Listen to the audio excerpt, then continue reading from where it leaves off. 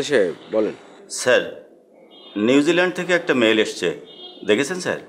কি আছে ওতে? ওরা একটা রিকোয়ারমেন্ট চেয়েছিল, আমরা আমাদের প্রোফাইল পাঠিয়েছিলাম।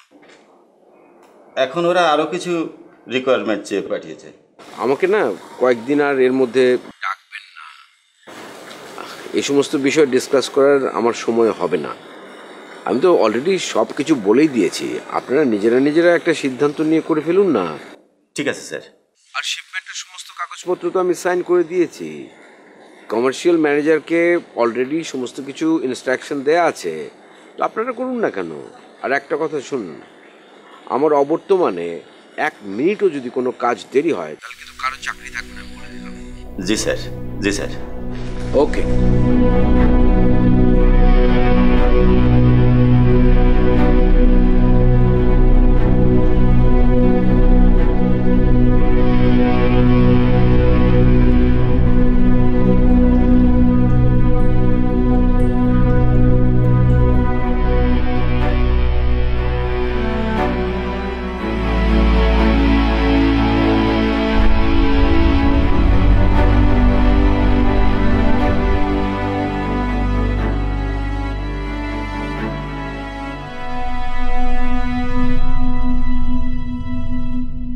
সামান্তাকে নিয়ে জামাইয়ের আসার কথা, কখন আসবে?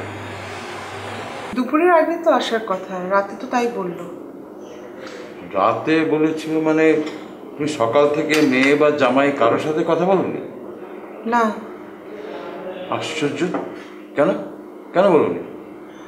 ওরা কখন উঠবে, আর ওঠার পর তো সামান্তার ফোন করার কথা। সামান্তার ফোন করার কথা বলে তুমি ফোন করবে না? না,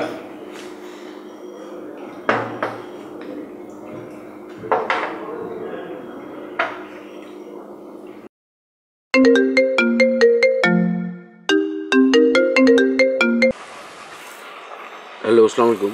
ওয়ালাইকুম আসসালাম। কি খবর? তোমাদের না আসার কথা? এই তো আপনার মেয়ে রেডি হচ্ছে। আচ্ছা আচ্ছা আচ্ছা, ঠিক আছে, আসো।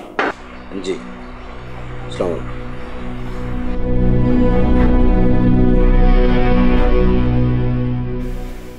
কি বললো? সামান্তা রেডি হচ্ছে। শোনো, বড় ঘরে মেয়ে বিয়ে দিয়েছি, জামাইয়ের যেন আদর যত্নে কমতি না হয়। বড় মেয়ে কোথায়? ওর ঘরে আছে। বড়টাকে রেখে মেছোটাকে বিয়ে দিয়ে দিলে, এই ব্যাপারটা তো ওরা কেউই ভালোভাবে মেনে নিতে পারছে না।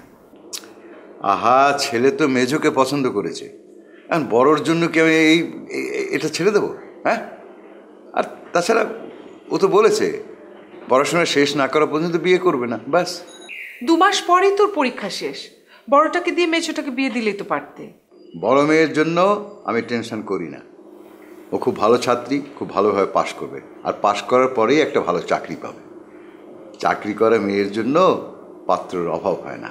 আর তোমার মেজো মেয়ে তো লেখাপড়াই করলো না, সারাদিন শুধু ফ্যাশন করে ঘুরঘুর করে ঘুরে বেড়ায়, আর ওই বাউন্ডারি ছেলেটার সাথে মোবাইলে কথা বলে। এখন বিয়ে দিতে না পারলে ও আমাদের মুখে চুনকালি দিত।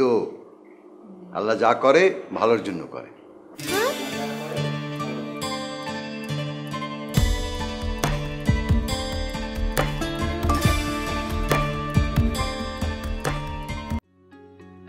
দেখো সামান্তা,